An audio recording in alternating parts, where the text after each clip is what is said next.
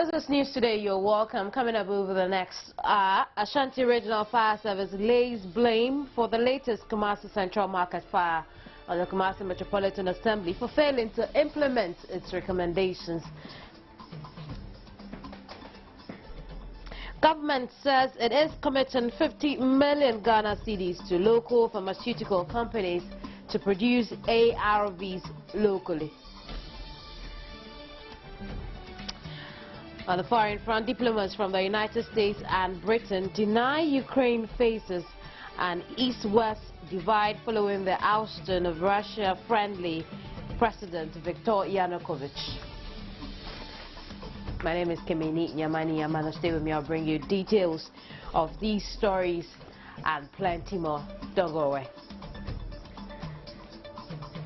Let's get into our first story. Some traders at the Kumasi Central Market were thrown into a state of despair when part of the market where they conduct business was ravaged by a fire. Over 100 shops where thousands of Ghana cedis were burnt to ashes.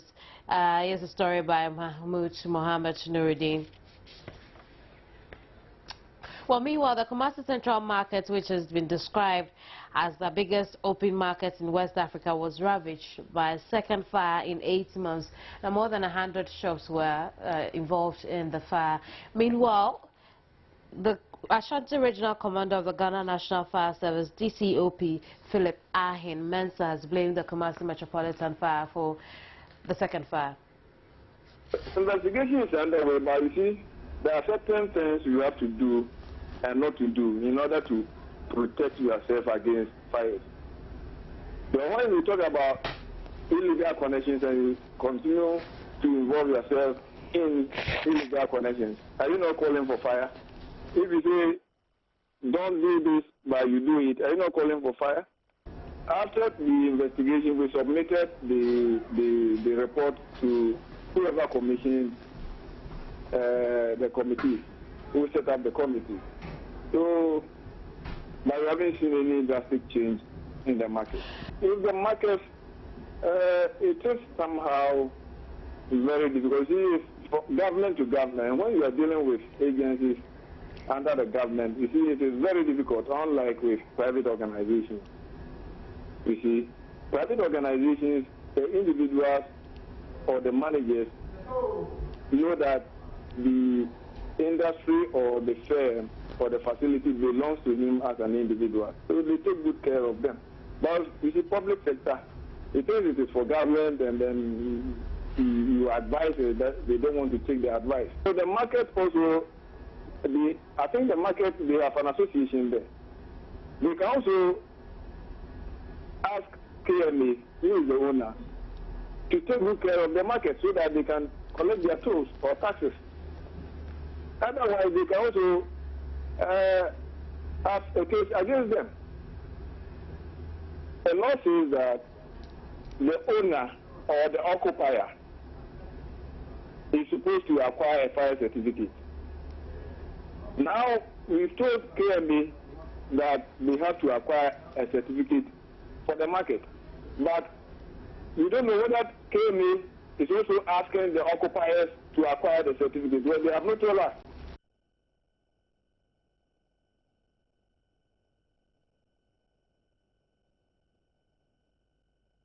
Government says it has released a sum of 50 million Ghana cedis to local pharmaceutical companies to produce antiretroviral drugs. President John Mahama earlier this month at the high-level meeting of the UN AIDS and Lancet Commission in London made a strong case for African nations and developing worlds to be supported to produce the drugs locally to improve access to ARVs by persons living with HIV and AIDS.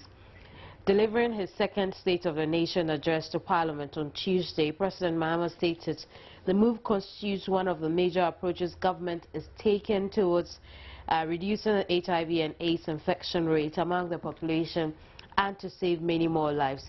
The President, however, stressed that the best form of influence and attitudinal change among the sexually active population is awareness creation through education, which he said government was committed to continuing. Over the telephone now is Kofi Amofa, is president of the Association of Persons Living with HIV and AIDS. Hello, Kofi. Yeah, ma. Thanks for joining us on News Today. What do you think about this? Come again. I'm asking what you think about the president's commitment of 50 million Ghana cedis for the local production of ARVs. How does this come to you? Oh, by the way, it's a good news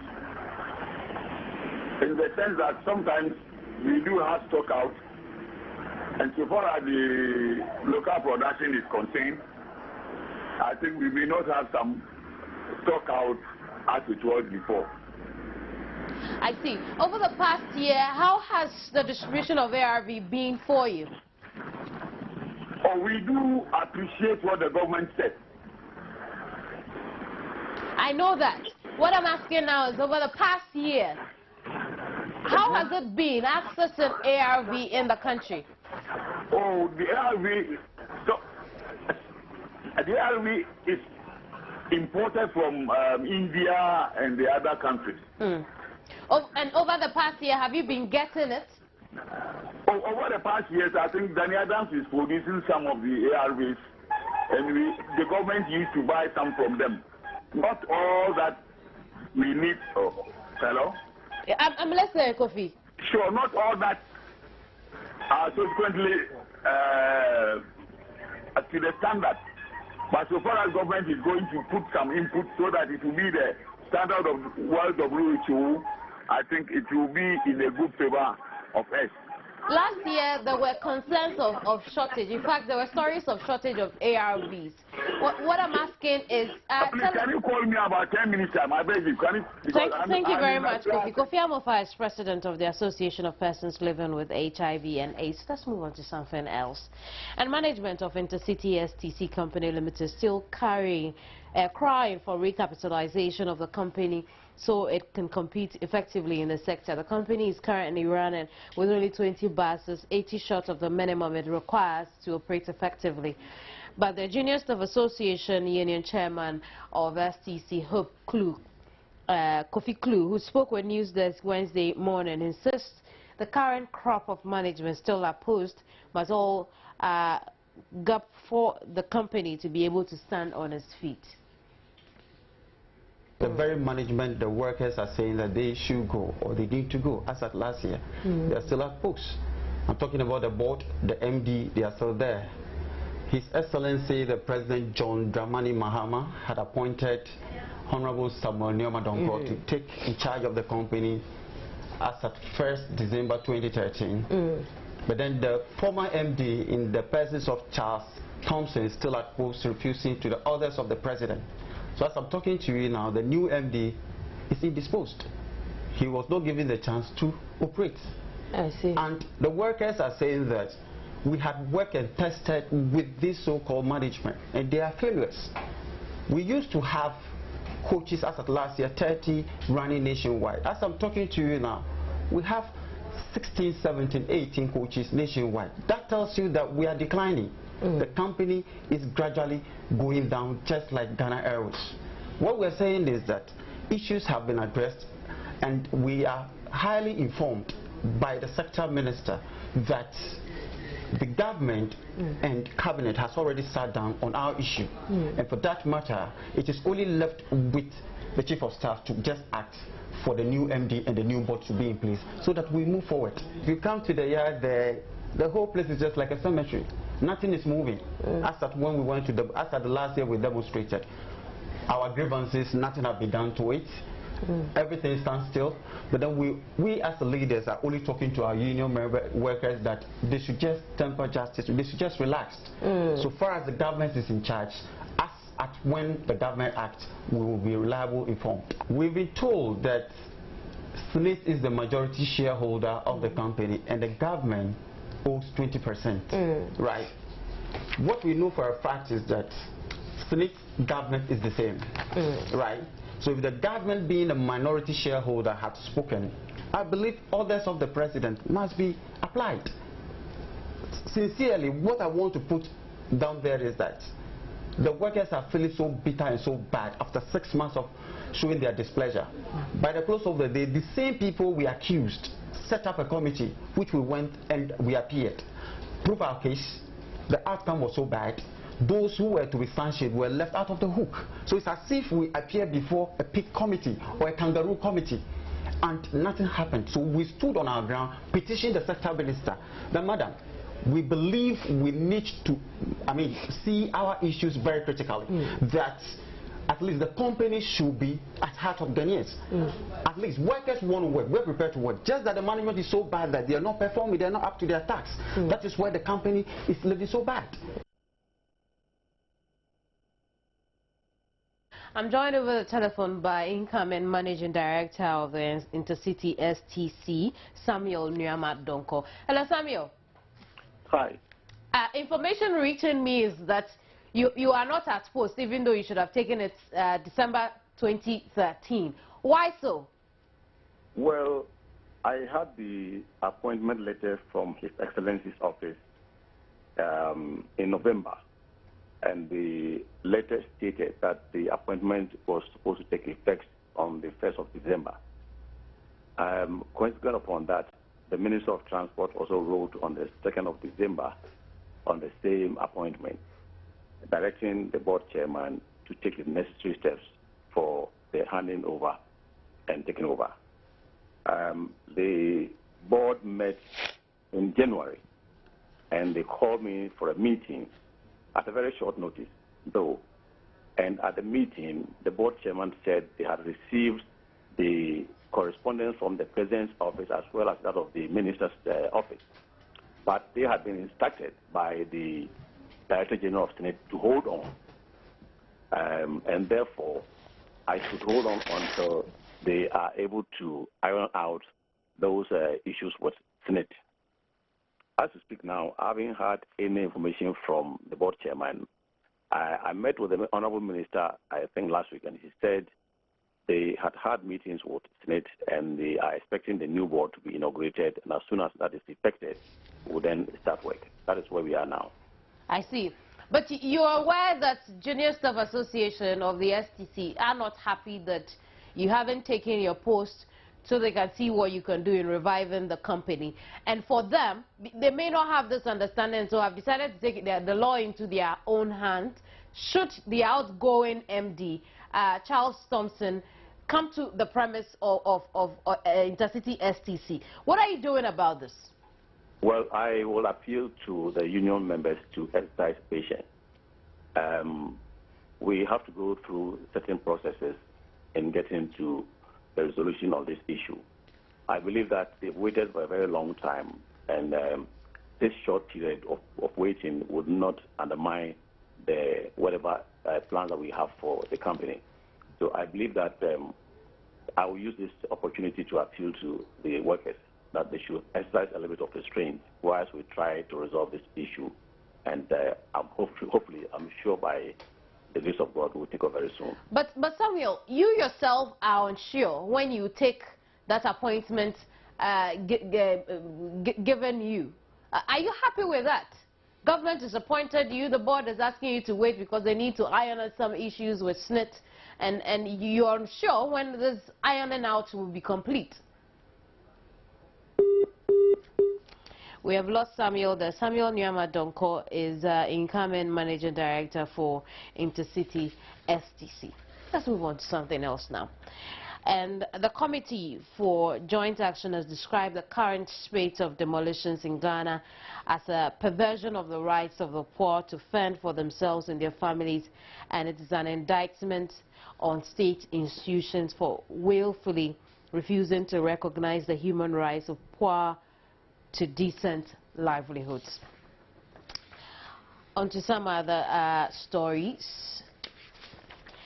Director of the Center for Scientific Research into Plant Medicine in Acquah, Mampong, Professor Dominic Adote Ejo, says traditional medicine is surely an alternative to orthodox medicine, as conventional medicines have their own long-term effects. He He argued that traditional medicine has a natural way of treating patients compared to orthodox medicine, which has side effects and resistance level, and hoped traditional medicine practitioners would add value to their medicine by using the appropriate channels, including scientific research.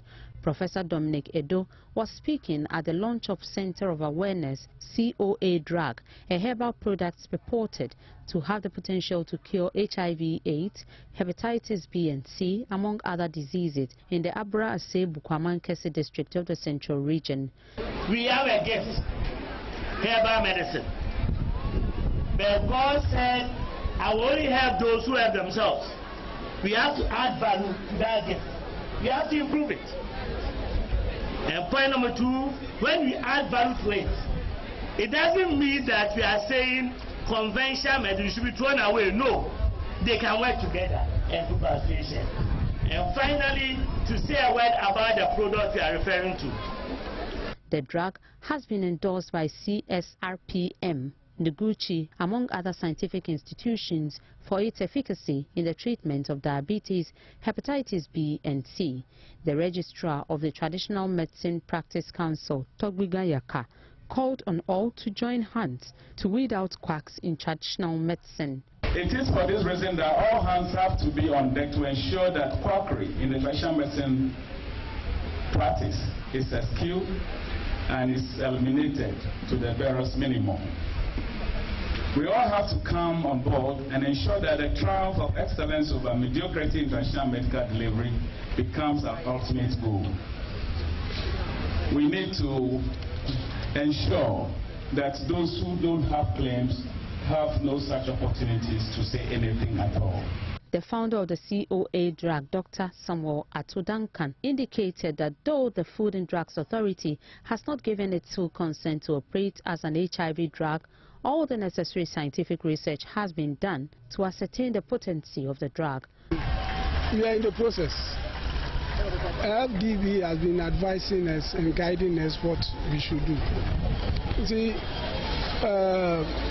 HIV drug has some international political dimensions.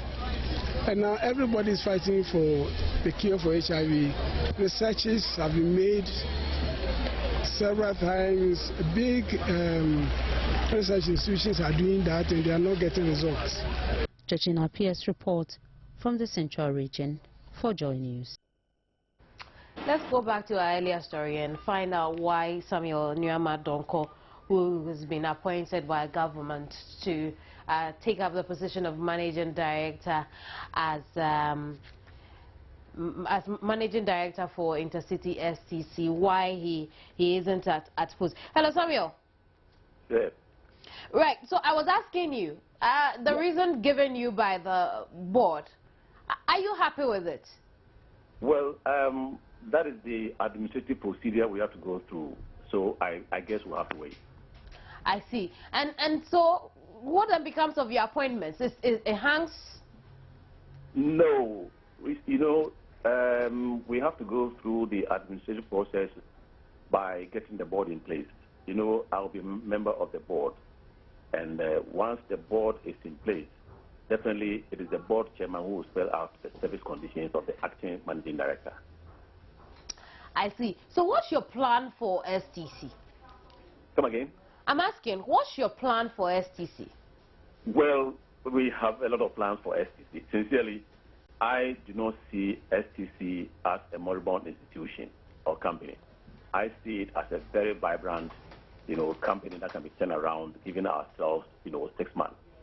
And to be very honest with you, with the enthusiasm and the readiness of the workers, I can assure you, when we take off, everybody will see in this country how useful and how profitable STC can be. I see. Thank you very much. Samuel Nyama-Donko is incoming managing director for STC.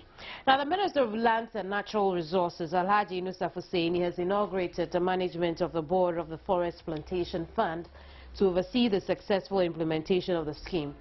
Now, the fund was established to reverse the current rapid rate of forest depletion and environmental degradation and improve the livelihoods of the people of Ghana. Here's a report by Marion Ture. Forest Plantation Development Fund has been initiated to create massive employment through plantation establishments across the country. The program aims at planting trees using both public and private sectors in the establishment and maintenance of the plantations. To oversee the smooth implementation of the program by administering the fund, attracting contributions into the fund and investing the money of the fund, encouraging investment in forest plantation development through incentives and other benefits, facilitating best practices for optimum timber plantation establishment and management, promoting a feasible scheme that supports related forest projects, and monitoring the progress of the scheme to ensure compliance with the object of the Forest Plantation Development Fund Act 583. The board is mandated, among others, to oversee the smooth implementation of the program. The 5-member board is made up of Osajefo Ajimambedu II, Domahene as chairperson, Samuel Afaredata, Chief Executive Officer of the Forestry Commission, Professor Bruce Buaning Yakubo, Sylvia Nante, and now Robert Loga. In his acceptance speech on behalf of the board, Chairman Osajefo Ajimambedu II said he had no doubt his team will work assiduously to achieve their set aims. Having said this, I believe we need to collaborate a lot with you, the sector minister and the deputy, and all area of officials. We are not epitome of knowledge. I believe in our work we do require the services of all people gathered in here, especially the general public, so that the work that we do will be transparent. We'll be able to tackle deforestation that is catching up, so that we'll be able to serve the people of the Republic very, very well. Marian Toure, Joynews, Accra. The Minister of Water Resources, Works and Housing, Alhaji Collins Dada, has assured the public his ministry has already put measures in place to mitigate the effect of the shutdown of the Pong treatment water plant, which is expected to start February 27 to March 2. To be a shutdown from tomorrow. That's why we have pulled these tankers. And that if after 4 days we are unable to do it, we'll continue with this same contingency measures until we fix the problem. That from tomorrow on, we'll all have to depend on the Weja treatment plant. That will give us 53 million gallons of water a day. We are putting in place these contingency measures to ameliorate the impact of the shutdown for the 4 days. Government has made several interventions to address the deficit of 57 million gallons of water. One of the interventions is that we are building a treatment, and we are expanding the Pong treatment plant to serve the rural part of Accra. So we call that plant Atma Rural. That is giving us 9 million gallons of water a day. And also, as a result of the replacement of the pumps at Pong, the intake pumps at Pong, with bigger pumps, we are going to add 3.3 million gallons as a result of the replacement. And so there is need for us, as we increase the new pumps, we also need to do new connections from a new pipe onto the new pumps.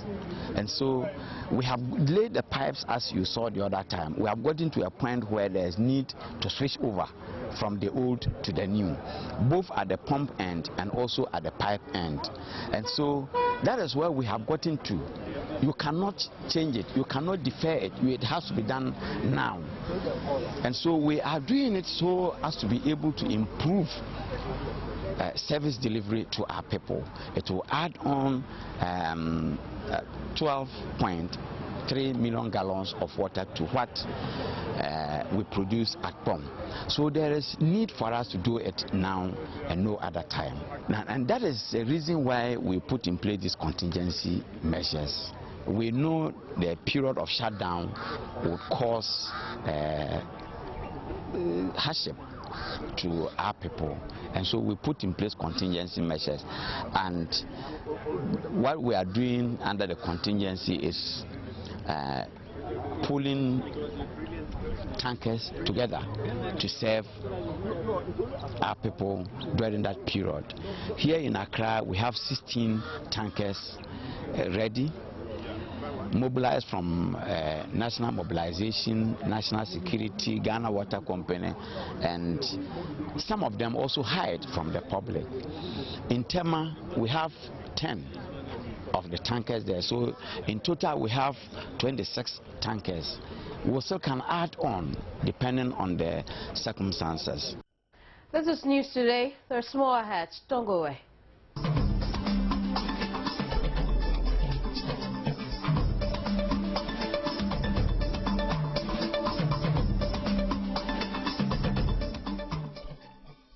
Welcome back to News Today.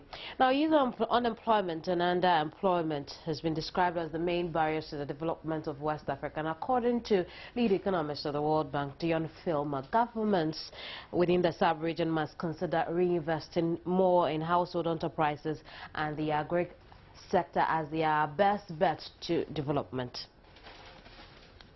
World Bank report, over 11 million youths are expected to enter the labor market in the sub-region between 2013 and 2014. Majority of these youths are expected to work in the informal sector. Due to the growing youth population in the sub-region, the World Bank report challenged African leaders to reduce corruption in the manufacturing sector to allow the sector to expand and employ more young people. You actually pointed implicitly to another two issues that enable these women, in the case of what you were describing, L'Oreal, cooking better, eating better, some of that involves investment. And access, and to enable investment, we need access to capital. And that's where that financial inclusion story becomes really important. It is one part of the physical structure, the space to do business and the security that you're not going to be swept away. And the other is access to capital so that you can invest in your business. According to the report, not only does the exclusion of young people from the labor market perpetuate a generational cycle of poverty, but also breaks down social cohesion and can be associated with higher levels of crime and violence among idle youths. Touching on the manufacturing sector, the report challenged African leaders to invest more in vocational and technical training. Which may surprise somebody. We think of it. Traders in the textile business are calling on government to increase education on the importation of fake textiles. They say the education promised them some months ago has not reached them. In order to check the inflow of pirated textiles into the country, the government constituted an anti-piracy task force. But late last year, the operations of the task force was suspended as a result of pleas from traders who claimed to be victims of circumstances. The government then assured them of starting a program to educate traders on the difference between genuine and pirated textiles. I'm going to ask the Minister of Trade to allow a moratorium of the work of the Piracy Task Force in order that together with the market queens, they can carry out education to the women about the effect that pirated textiles have on our textile industries. If they can spend another 3 months and go to all the markets and educate the women, show them the different types of textiles and how to determine the pirated textiles so that the women are aware that, you're not allowed to do this. I think that it should help the situation. But for over a month now, traders say they haven't received any education and fear this will affect their business. Say, yeah, no, be a make tray and say, where you design, and now where you design. Only so much in my be a screen no so. And say, where no design, so now designs. Na new ones now one way, no, yeah, new designs now one way. And the answer to this, Omo de Amaya na yenhunu say, where the Omo de banner be a Okta or Hobetro, and so up to now, will be unfair, be my sir.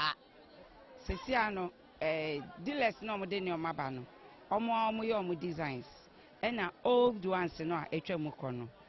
At present, in a so bar, in your money debut, Jum, there's almost be printers for white and they sell no, almost the bar. Me also super, me last na agbamoko kove. Ofia mu da ka for Tommy.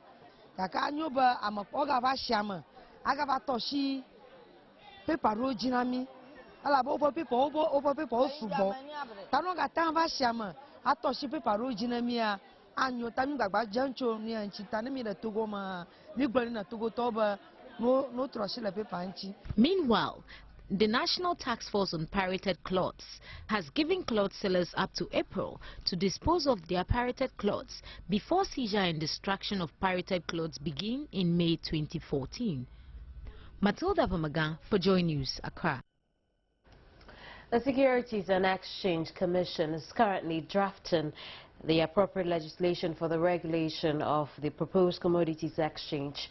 The SEC is working with the technical committee on the project to that effect. The commodity exchange will connect the buyers and sellers of locally grown agricultural commodities in an efficient, reliable and transparent manner. The Securities and Exchange Commission in 2010 commissioned a feasibility study into the establishment of a commodity exchange in Ghana.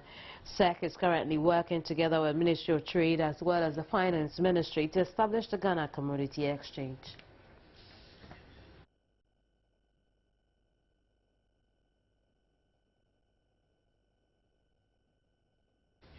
Nigerian President Goodluck Jonathan said his suspension of Central Bank Governor Lamido Sanusi was not because of his allegations some $20 billion had disappeared from government's oil revenues.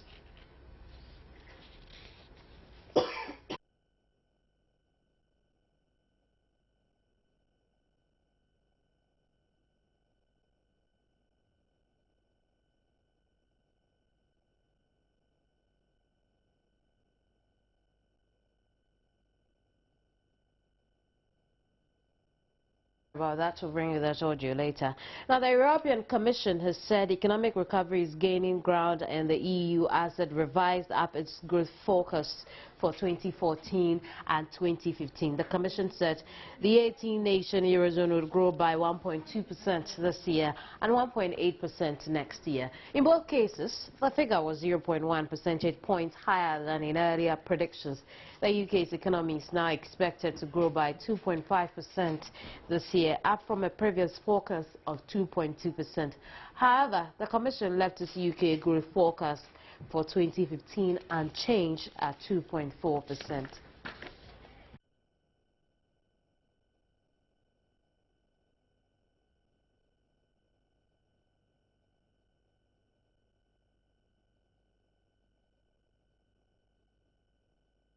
Baba Tando has sports after this.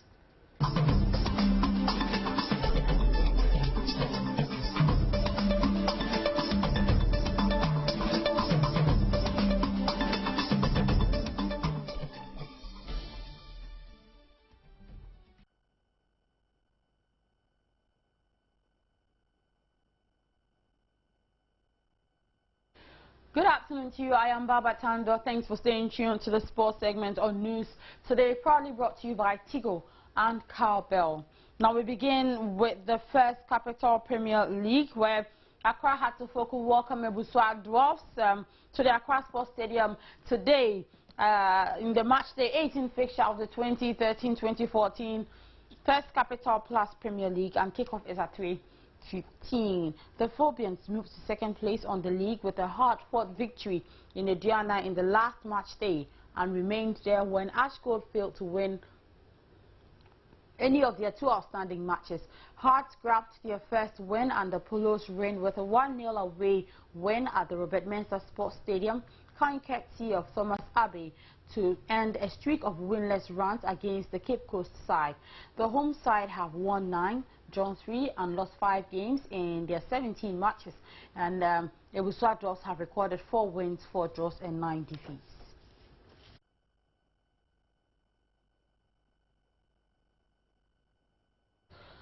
The Ghana Football Association is tight-lipped over the total amount in the budget presented to the Ministry of Youth and Sports for the Black Stars' participation at the 2014 FIFA World Cup in Brazil. Speculations have filled the air that the Ghana FA made an initial budget of about $20 million to the ministry for approval. There are suspicions, however, that the FA officials might bloat figures in the budget to further their pockets. This has caused for an announcement of the World Cup budget to be scrutinized by the public. However, Ghana FA Communications Director Ibrahim Sani Dara, in an interview with Joy Sports, noted that the budget will be announced by the Sports Ministry at the right time.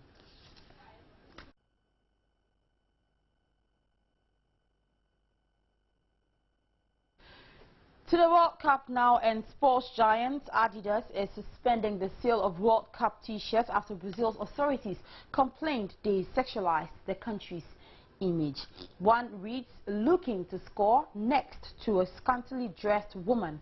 Another printed a heart shaped like a bikini clad bottom with the phrase, "I love Brazil." But Brazil's tourism board, Embratur, says it is vehemently against any products that link Brazil's image to sex appeal. Adidas is one of the World Cup's main sponsors and its ball provider. Following the controversy, the company said it was withdrawing the T-shirts, a limited edition meant for sale in the United States. And its statements read, "Adidas always pays close attention to the opinion of its consumers and partners."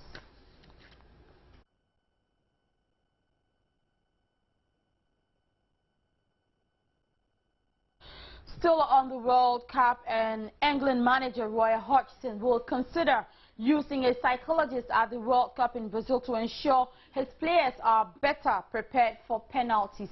Now, 6 of the last 10 major tournaments England have qualified for have ended in defeat via sport kicks. Hodgson, who was in charge when England were beating on penalties by Italy at Euro 2012, believes a professional sports psychologist could help his players handle the pressure of a shootout. Hodgson has also asked British cycling chief Sir Dave Brailsford to talk to his players before the World Cup gets underway on June 12.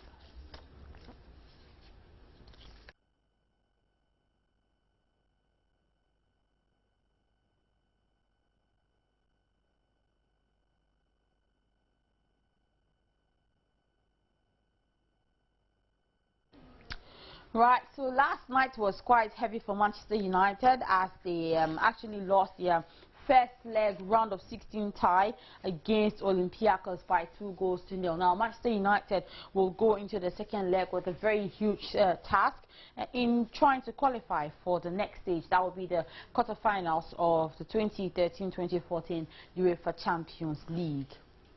Last night at the game, Borussia Dortmund took a giant stride towards the quarterfinals with a comfortable last 16 first leg win at Zenit St. Petersburg. Now, Dortmund made a rapid start as Henrik Mkhitaryan swept in a loose ball after a dangerous run from Marco Reus, who cracked in 77 seconds later. Chelsea will welcome back defender David Luiz and midfielder John Obi Mikel for tonight's Champions League last 16 first leg tie against Galatasaray. The pair missed Saturday's 1-0 win against Everton through injury, but have travelled with the Blues to Istanbul. The other Champions League last 16 first leg tie tonight, Schalke 04 would host Real Madrid. Let's do some boxing now, and Amir Khan has unleashed a flurry of verbal jabs at Floyd Mayweather after the unbeaten American passed him over for a lucrative May 3rd bout and chose Argentina's Marcos Maidana. Mayweather, who has had 45 straight wins out of 45 fights, with 26 by way of knockout, said on Monday during his 37th birthday that he will defend his World Boxing Association WBA and World Boxing Council WBC light middleweight crowns against Maidana, who has fought 35 times, lost 3 and has had 31 knockouts, and not Khan. The 27-year-old Khan, who defeated Maidana in 2010, made his fury clear in a statement released by his promotions company and linked to a post on his Twitter feed, intimating that Mayweather was running scared. The statement said Khan was very disappointed with Floyd and his team for not providing any explanation as to why he delayed the announcement for so long and ultimately avoided the fight with him.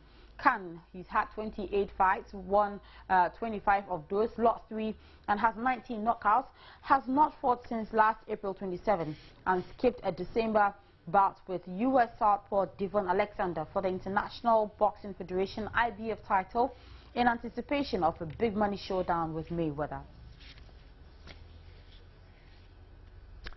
That'll be all for sports on News Today. It's proudly brought to you by Tigo and Cowbell. My name is Baba Tando. The news continues after the break. Do stay on.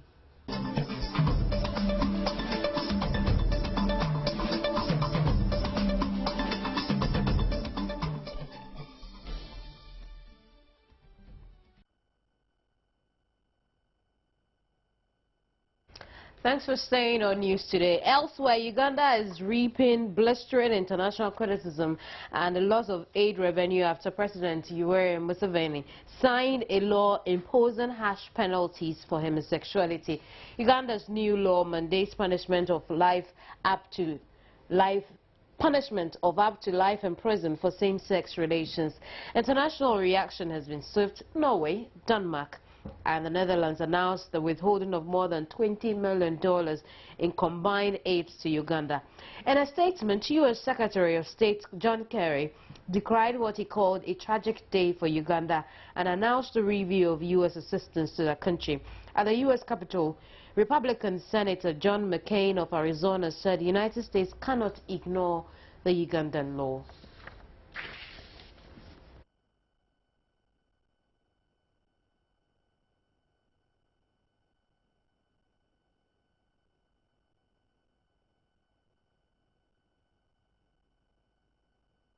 Top diplomats from the United States and Britain are denying that Ukraine faces an east-west divide following the ousting of Russian-friendly President Viktor Yanukovych. Following a meeting Tuesday with U.S. Secretary of State John Kerry, British Foreign Secretary William Hague said Washington and London hope Ukraine can form an inclusive government. However, while Hague said the primary goal is a free, democratic Ukraine, he does not view the situation as a zero-sum game.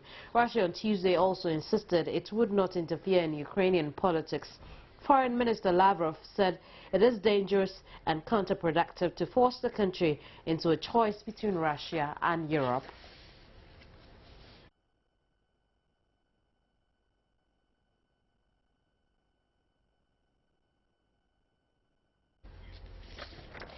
The top United Nations refugee official said Syrians are about to pass Afghans as the world's biggest refugee population, and that those who have fled the country's crisis have not escaped their trauma and psychological wounds. High Commissioner for Refugees Antonio Guterres has urged the international community to support Syria's neighbors who have taken in nearly 2.5 million refugees. He also highlighted the impacts that 3 years of fighting has had on the youngest Syrians. In addition to those who have fled the country, the UN says at least 6.5 million people are displaced within Syria.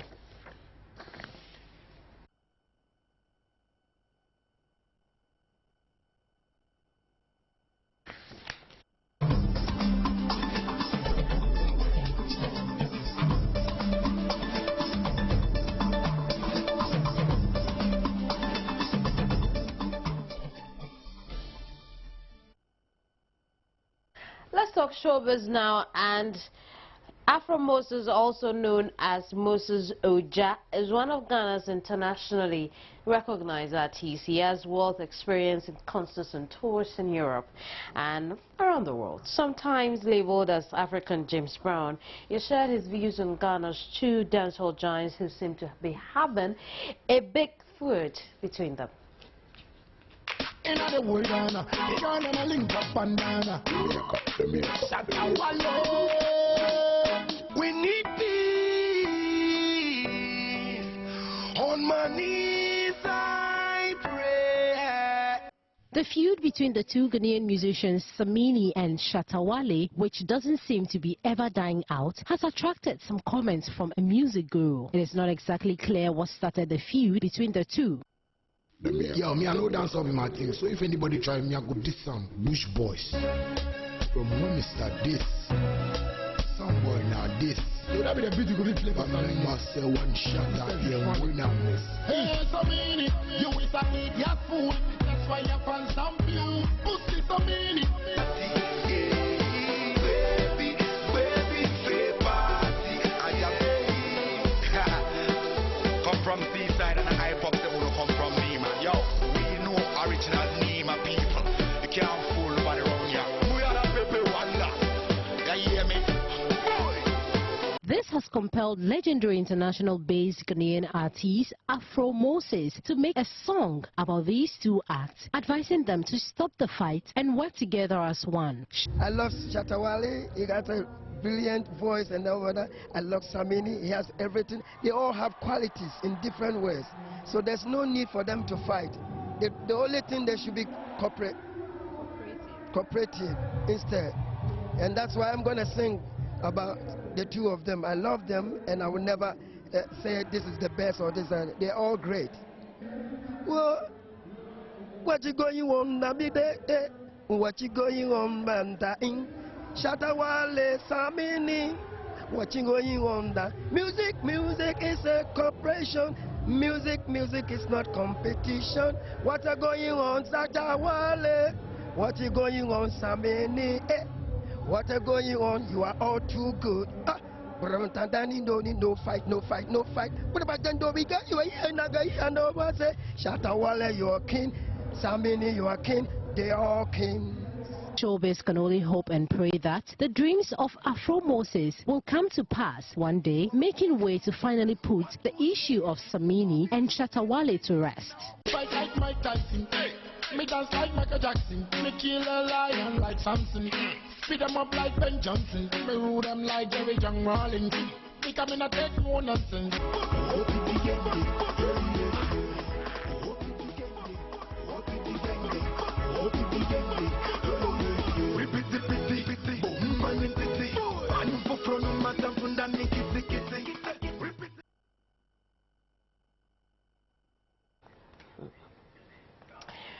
Right, you're welcome back. Feud or no feud, we still love our dance hall. This is News Today. Thanks for watching. My name is Kemini Nyamani Amano. Goodbye.